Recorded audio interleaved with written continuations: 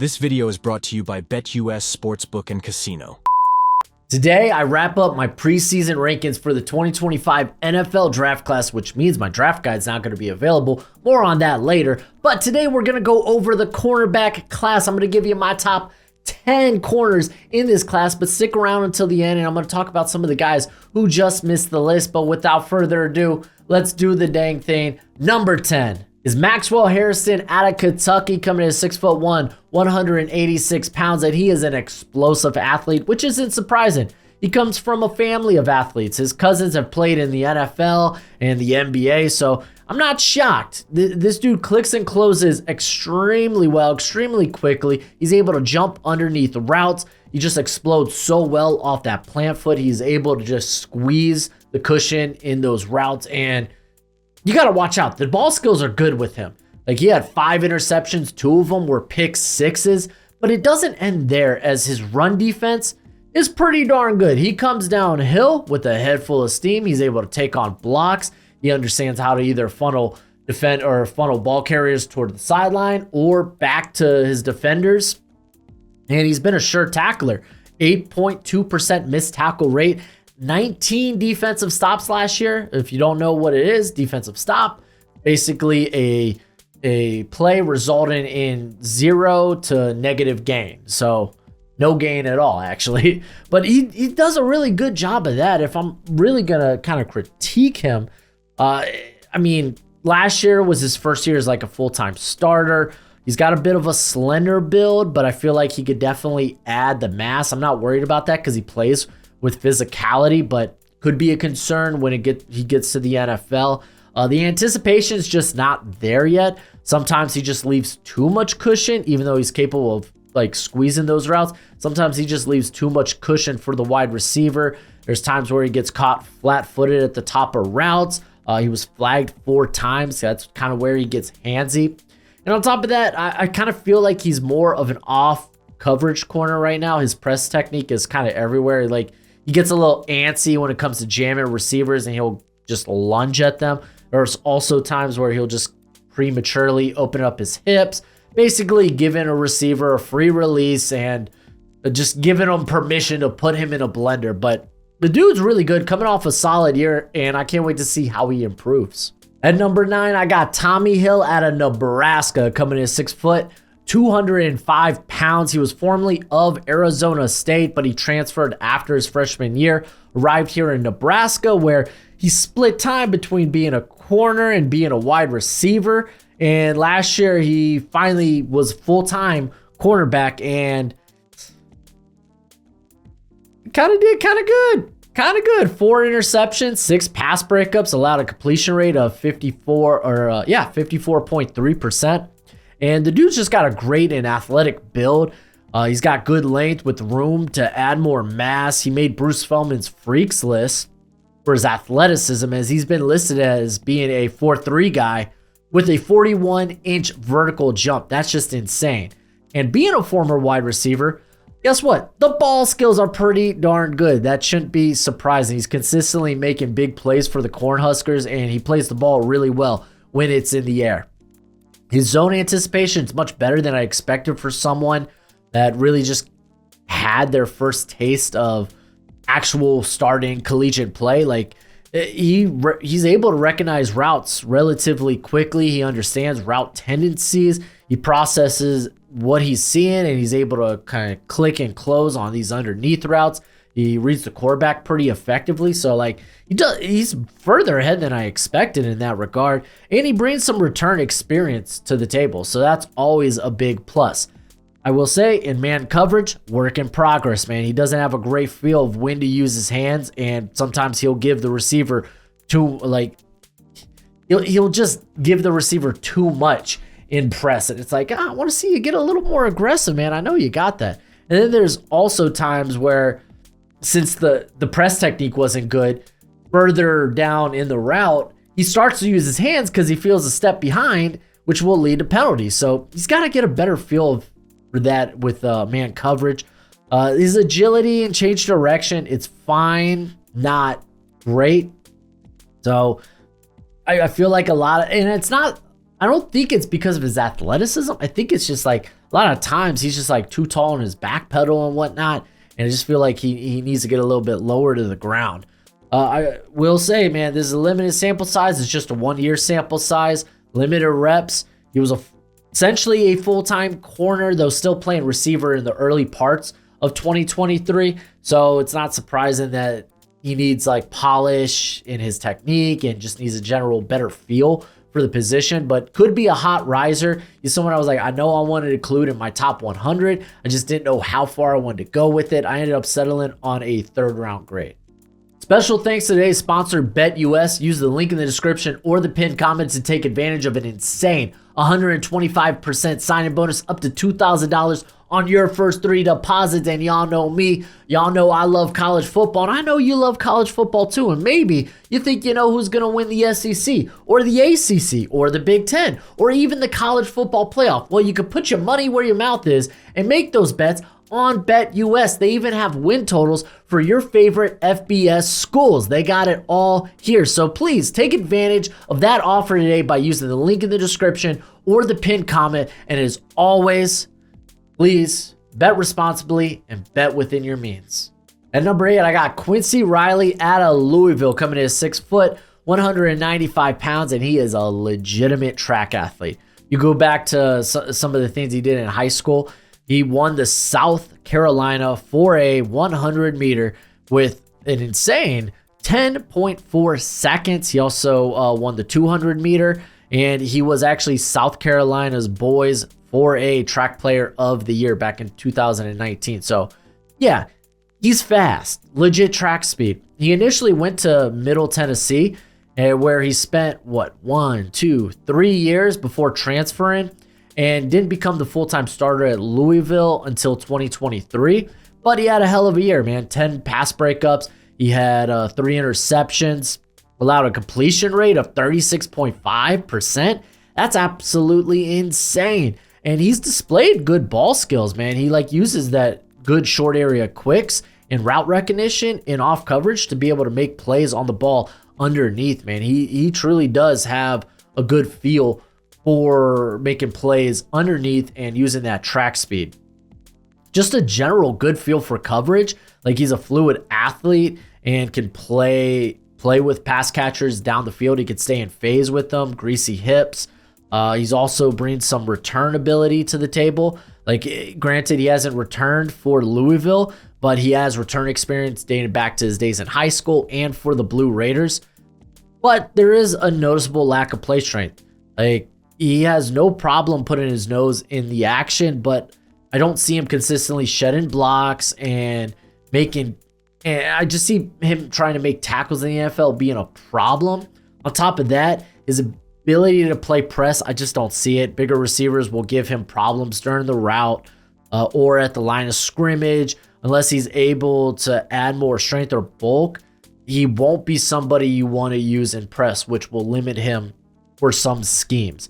That's just kind of the truth. He is, I think, the oldest player in my top 10. He will be 24 at the beginning of his rookie year, so that is something to note. And this is where the class gets really good. At number 7, I have Denzel Burke out of Ohio State, coming in at 6'1", 193 pounds. I have him as a top 50 prospect. Probably would have been a 2nd or 3rd round player if he decided to come out in 2024. He decides to return to Ohio State because, well, they're going to be in championship contention, so that's not surprising. But he was immediately a starter from the get-go for Ohio State. In 2021, as a freshman, he made the first team all-freshman team, started all 13 games. 2022 was a bit of a down year, but he was also struggling with a finger injury. He also had a shoulder injury, so he wasn't healthy. And 2023 was what we expected from him. It was there's the player I thought he was. Love to see it. The dude is long. He is fast. He's got a really good wingspan, and he's got speed to effectively basically be a man coverage corner. Displays good footwork to be able to marry receivers, stay in phase with them. And the dude's got hops. He's got legitimate bunnies. He is a plus athlete who just can consistently challenge the catch point. He's got legit ball skills. 21 pass breakups the last 3 seasons is just a great number. and he's got some legit pop behind his hands. Like, he is a hand fighter, and he packs a punch, and he delivers just debilitating jabs and can instantly disrupt the timing of routes because of it. He plays with that dog in him. I love that. There's no fear in the run game. I like how he plays run defense, and he's a bit of a headhunter, but I don't mind it. I will say he can be a bit sloppy in his transition or out of his back pedal. He has been susceptible to in-breaking routes, whether it's in press or off coverage. There are just times where he's just more reactive than actual proactive. So I want to see him get a little bit smoother, maybe play a little bit lower. I would love to see more interceptions on this guy's tape. And this is something I said years ago about Jeffrey Okudah, where I was like, I had him as a late first at the beginning of that draft cycle that year. And I was like, man, I just want to see him turn some of these incompletions into interceptions. And lo and behold, bam, you got yourselves, where'd he go? Like, I think pick 3.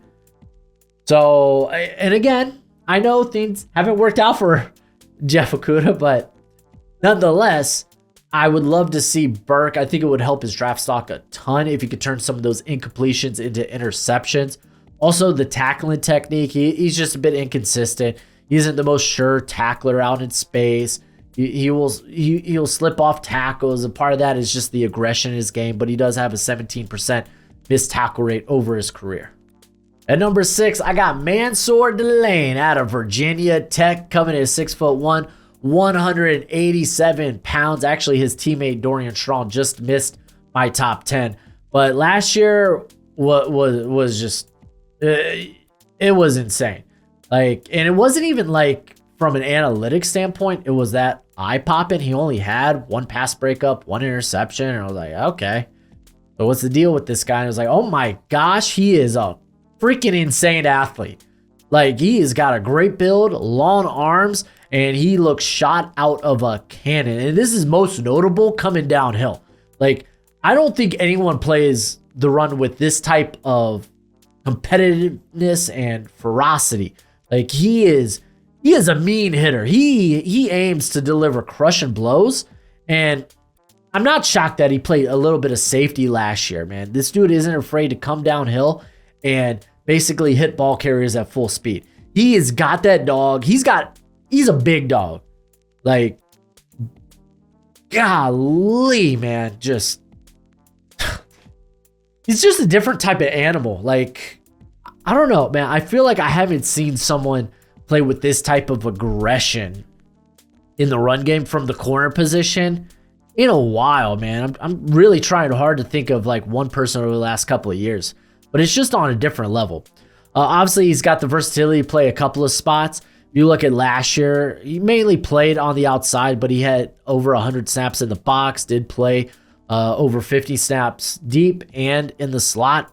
So he's got a little versatility to him. Also, the ability and press, man. He doesn't mind getting physical with receivers during the route. He packs a punch, displays good pop in his hands. He has the length and speed just to be a very good press corner. And he's, again, got that different level of physicality. It's just, Virginia Tech, they play a lot of off coverage. Now, I will say, anticipation, not there yet, man. He gives too much of a cushion in off coverage and is a bit delayed to react to in and out breaking routes. He essentially plays to not give up the big play and will sometimes allow short to intermediate gains. And maybe part of that is he just wants to hit somebody. I don't know. Would love to see more ball skills. As I mentioned, only 1 pass breakup, 1 interception. So I'd love to see that. And he's an aggressive tackler. It comes with the mentality. So it's led to a few whiffs on tackles, 16.2% career missed tackle rate. You want to see that be a little bit lower. But in terms of the physical and athletic tools and just the total mentality, golly, dude, he is nuts. Everybody loves the NFL draft, and I know you want to be familiar with every potential prospect that your team may draft. So I got good news for you. My draft guide is available for purchase. It is good throughout the entire draft cycle, and it updates through the season regularly. You'll get my current evals and rankings on hundreds of different players with player backgrounds and analytics. It also contains combine and pro day numbers, as well as my notes from the Senior and Shrine Bowl. You can purchase it for a one-time payment of $30 on PayPal, Venmo, and now I have the Cash App. Follow the link in the description and be sure to include your email because it is a Google spreadsheet. That is how I share it with you. So please don't make me hunt down your email. Just don't do it. Anywho, it's a great purchase and it's a great way to support the channel. At number 5, I have my first day one corner prospect being Shavon Revel out of East Carolina, coming in at 6'3", 193 pounds, and he was a 0-star recruit coming out of high school, and that was because he was academically ineligible. So he had to cut his teeth going the JUCO route, which he did for 2 years at Lewisburg College. And then he ends up going to ECU, where just last year he was a second team All AAC, and he was offered significant NIL money to transfer to a Power 4 school. Like, he had multiple offers, but he decided to stay and finish his career at ECU. And why this guy's on a lot of people's radars is just what he brings to the table. For one, athletically, he made Bruce Feldman's Freaks list, and it's not surprising, man. He was recorded running a sub 4.4. He has a broad jump of 11 feet, and you could see that not just the length, but the athleticism. Like, he's such a fluid mover, man. He keeps his toes, or he keeps on his toes in his back pedal, and he is just able to explode out of his transition. The change of direction is really good. He's able to mirror receivers and stay in phase with them, like, relatively easy. Greasy hips. Like, there's a lot to like in terms of just the athletic makeup and the physical tools. And then the dude has a nose for the football. He is always around the catch point, and he does a great job of high pointing the football. He doesn't have like the most natural hands. However, he's just so proactive at the catch point that it'll lend itself to more interceptions as his career continues. And this is a dude that's willing to play through the receiver to get to the football. So I like that, and he's a fierce competitor. Another guy that just plays with that dog in him. He comes downhill with fire. He attacks the ball carrier or blockers with violence, and this makes me think that he can play in the slot no problem. So he's got that versatility. We haven't seen him play in the slot, but just with his build, his quicks, his willingness to play the run, I think he can play in the slot as well. He's able to get his head around for the football and play the football like a receiver. He will, and I mentioned this, he'll play through the receiver's hands. Like, he had 10 pass breakups last season, only 1 interception. So I'm kind of eager to see maybe some of those pass breakups turn into interceptions this upcoming season. And on top of that, he's got special teams experience. He had 2 blocked field goals last season. Come on. Yes, please. Now, not every prospect's perfect. The press ability, like, his hands and press desperately need work. Doesn't always utilize that length to his advantage or to the best of his ability. He relies more on being an athlete and just being able to out-athlete the receiver. And it's just, he just leans a bit too much when he is in press. So, like, at that point, like, if they hit their release right, you're probably going to be left a step or two behind. The anticipation, there are some hesitations when it comes with like comeback routes or sit routes, anything coming back to the quarterback. There is a little hesitation from him. He doesn't always pick up on route tendencies, and he kind of fishes for longer developing routes and won't mind if guys get a step on him underneath. He's essentially just trying to prevent the big play. And his general like feel for zone coverage still coming together. And on top of that, needs to add a little bit more bulk. You are going to worry about the level of competition, though. Go and watch that Michigan game. He held up pretty darn nicely. At number 4, I got Tacario Davis Out of Arizona, coming in at 6'4", 194 pounds. He was formerly a 3-star recruit, played both wide receiver and defensive back in high school. And last year was his first time starting. Ended up being a second team all Pac-12, RAP Pac-12. And the dude had 12 pass breakups. That's just freaking insane. He had 1 interception, though we'll talk about the ball skills because he's constantly around the football. It's just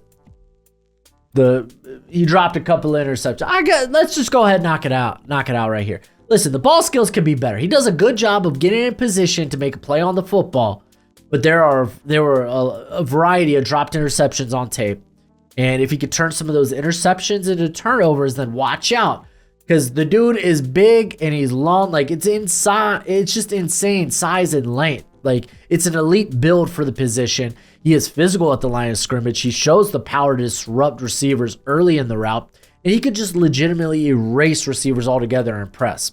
But he also brings that with some launch speed. It's tough to get separation on him vertically if he allows you off the line of scrimmage to begin with, but his long strides allows him to make up a lot of ground, and he is just smoother in his transition than you would expect from a bigger corner. The foot speed's really good. Like, he isn't clunky out of his back pedal, which is usually kind of the complaint when it comes to bigger corners. Like, he doesn't exactly get low either, but his feet are so quick, they allow him to not give the receiver much cushion when he does have to go and turn and run with the receiver. He's able to basically stay in phase, stay in their hip pocket.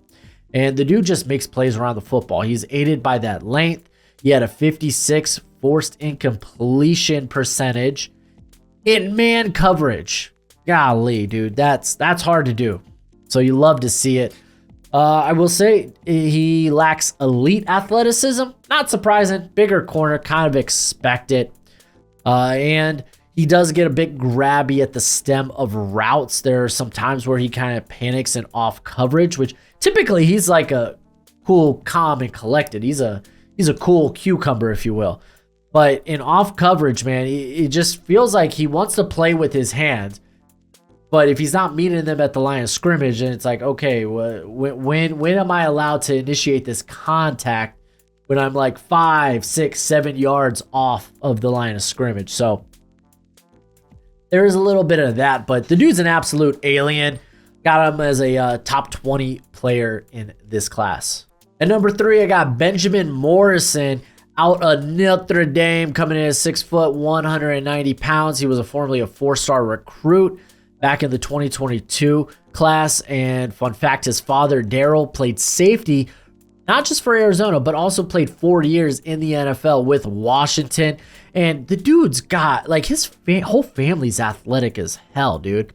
Like, 2 of his sisters do gymnastics, one at Michigan, the other at Washington. One of his other sisters plays volleyball at Appalachian State. And then he has a brother that plays football at Arizona. So, like, that's just absolutely nutty. He was essentially an immediate starter when he arrived here at Notre Dame. He was a freshman All-American in 2022. And I do want to kind of note this, that he missed spring practices because of arthroscopic surgery on his right shoulder. So something to note there. But the dude's a smooth athlete, like very explosive, good footwork. Like the footwork is essentially elite with him, man. He effortlessly changes direction. He's able to mirror receivers. He comes downhill with good acceleration. The ball skills are pretty solid, man. He plays the catch point really well, displays good anticipation, locates the football quickly, and attacks it when it's in the air. He has 9 career interceptions. Last year, 3 interceptions, 8 pass breakups. Great eyes in zone. Like he is very disciplined, plays with appropriate depth, displays good route recognition, and is able to pick up on route tendencies. So that allows him to be able to jump routes. And he does a good job communicating both pre and post snap with when to pass off zones or what's exactly going on his side when it comes to the coverage. He also brings a little bit of return ability, but that's talking about his time in high school, as he was a all-district, made the all-district team as a returner. The play strength could be a little little bit better, man. He struggles in press, gets overpowered by bigger and more physical receivers. He can be displaced around the line of scrimmage, both in coverage and in run support. The tackling technique needs to get better, man. He's a bit of a catch tackler. Like, he just doesn't have the anchor to be able to halt yards after contact. You could just do a better job of wrapping up all together. He has a 16% career missed tackle rate. And I am curious about the launch speed. I think he's got, he's a, I don't want to say he's more explosive than fast, but I'm just kind of curious to see what he's going to test out at.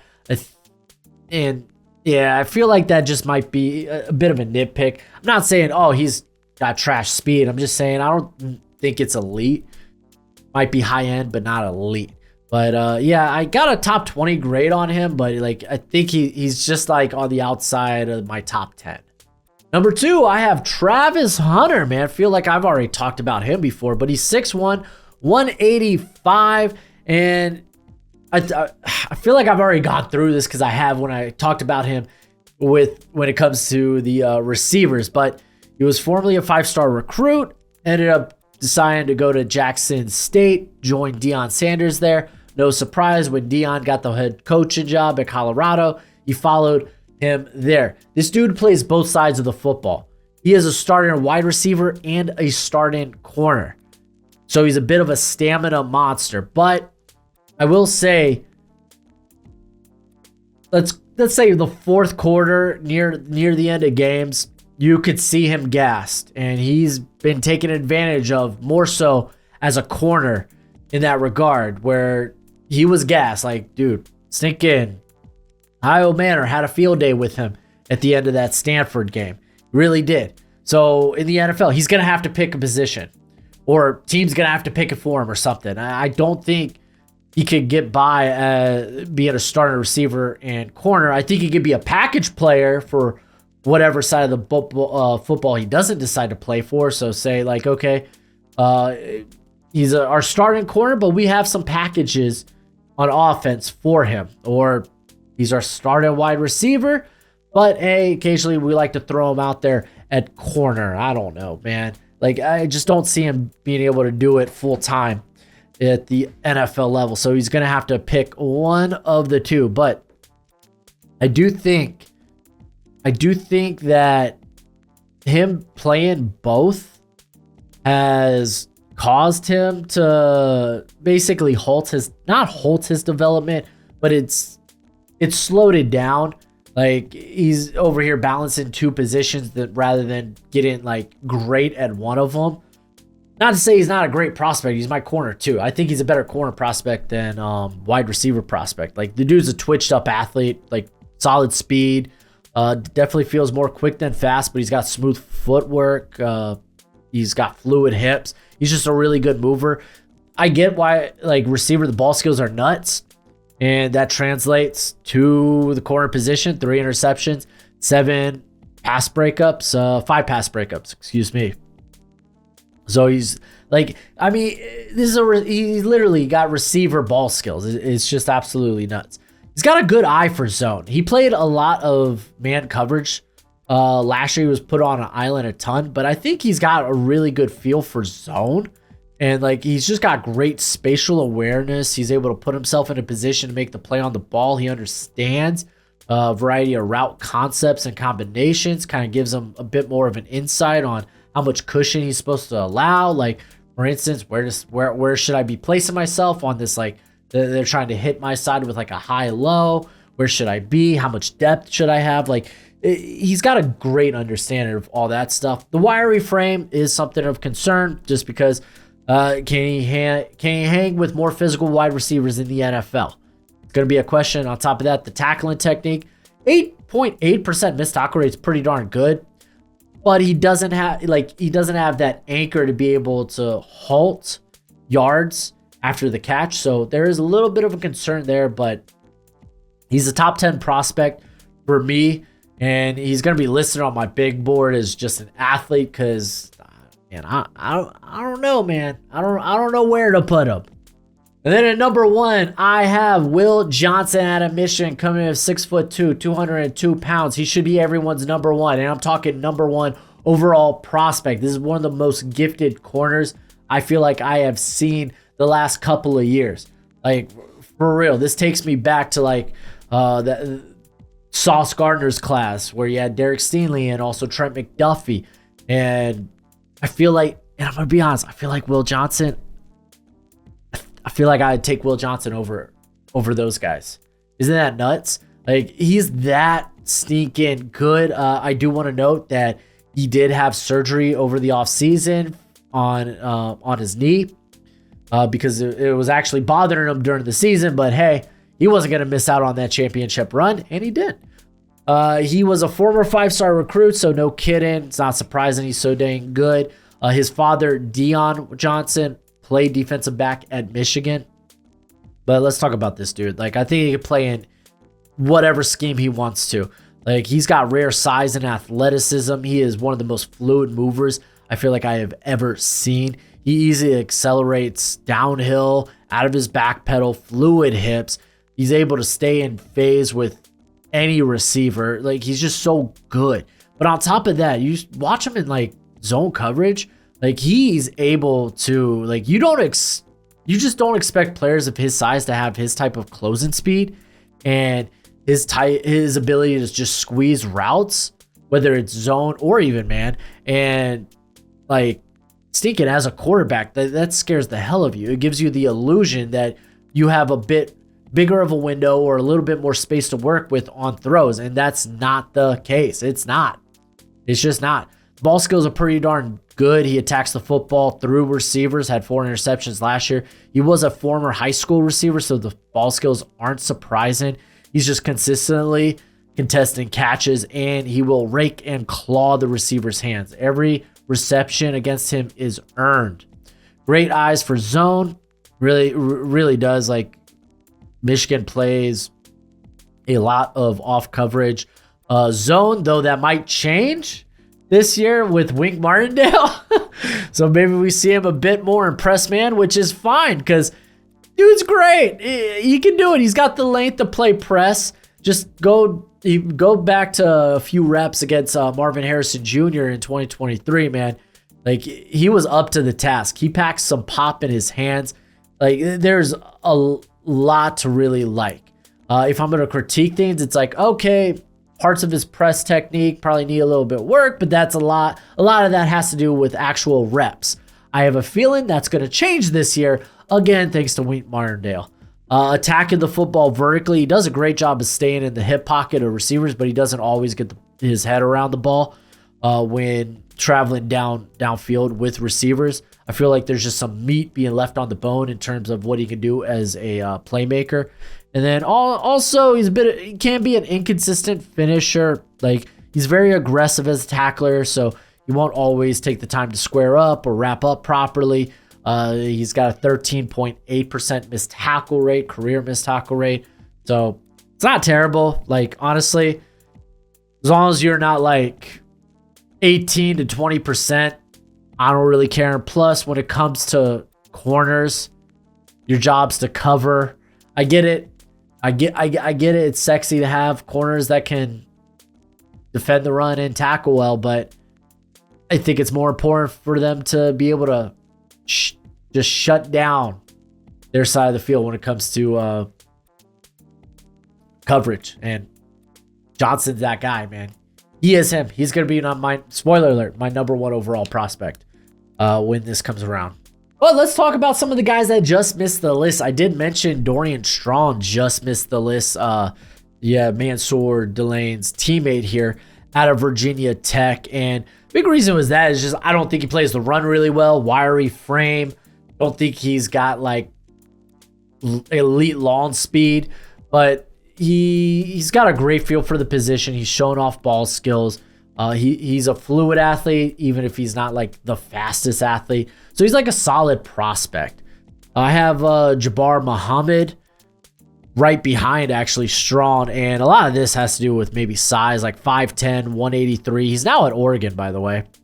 The dude's an absolute dog, and I love that. He's a fluid mover. He's shown legit ball skills, 12 pass breakups, 3 interceptions last year. It's just the lack of size, not a lot of reps in press, not a high-end athlete. Tackling technique is just not good. He had a 22.8% missed tackle rate last season. So I kind of feel like he's more of this off-coverage corner or even just a slot corner. But I love the dog in him, man. This dude plays tough. Denzel Burke has a teammate, and his name is Davidson Igbing Nosun. And I kind of feel like he's a safety. He's 6'2", 193, and he's just kind of built different. He's a smooth athlete, plays with a lot of physicality. Like, he relishes physicality around the line, has a lot of power. He's very good in run support, but he just gets too handsy in coverage. He's very reactive and rather than proactive in coverage. I mean, that's not surprising. You go, look, allowed 5 touchdowns last year. How'd that happen? Oh, double moves. I honestly think he might be a safety. But I like what I saw, man. I was like, I talked about Delane's level of physicality. Okay, I think Davidson here probably could potentially match it. There's Aiden White at an NC State. He was a fascinating watch. Like, great athlete, like phenomenal athlete, good ball skills. He has 14 pass breakups and 6 interceptions over the last 2 seasons. Very smooth mover, good eyes in zone, and just technically sound. But you look at the play strength, the ability to play the run, his lack of ability to play press, and you feel like, okay, he might be a bit scheme specific or might even be a slot at the next level. So that's why he wasn't in my top 10. I got to mention Kobe Bryant, not the Black Mamba, but Kansas's Black Mamba. And I love this dude. This dude is a big play hunter. Like, he plays with high risk, high reward, but he's so stinking good. It's like, yeah, no, I believe it. That's fine. He's really good at that. He is a playmaker, and he wants to play with physicality, but you're 170. Like, I'm sorry. Are we going to do this again with like Emmanuel Forbes? Like granted, Forbes was a first rounder. Like Bryant, he can sneak into that day 2 conversation with a bit more, if you could just put on the size. But yeah, man, I love the dude. Like, I love the physicality he plays with, which, I mean, you should be able to tell, 7 penalties last year. And I think it's easier to teach players who play physical to be less physical than rather having to ask a player who just doesn't have that dog in them to be physical. That's just kind of what I think. Ephesians Prysock out of Washington, formerly of Arizona. He was Tacario Davis's teammate. And he comes in at 6'4", 193, and he's just not as freaky as Davis. Like, he lacks the explosiveness. He's still putting his technique together. The anticipation's really not there just yet with him, but he plays good run defense. He's long, he's fluid. So I think he's a good player, man. I really do. But let's see how he does here at Washington in the Big Ten. I think I'll just talk about one more guy here in Denver Harris. And I'm only talking about him because he's a walking red flag. So he was a former 5-star recruit out of the 2022 class. He did suffer a torn ACL his junior year, but that's not to say he's injury prone, because injuries haven't really popped up because he hasn't really played a lot of football. He goes to Texas A&M, played in 5 games, served 2 different suspensions, with one being a curfew violation and the other being an altercation in the locker room. So he ends up transferring after the season to LSU. He played 5 games with 3 starts with LSU, but he was suspended for the season opener because guess what? The man likes throwing hands. He keeps fighting with his teammates. Ends up transferring after the season. Now he's at UTSA. He has gone through 3 different schools in 3 years. He has been suspended 3 different times in a 2-year span. That's just a major red flag when it comes to locker room guy. On top of that, it's a very limited sample size. His processor, from what you saw at LSU, you could tell like he's just not the game's too fast for him right now. He's not able to read and react quickly. The tackling technique's kind of hot garbage right now with him too.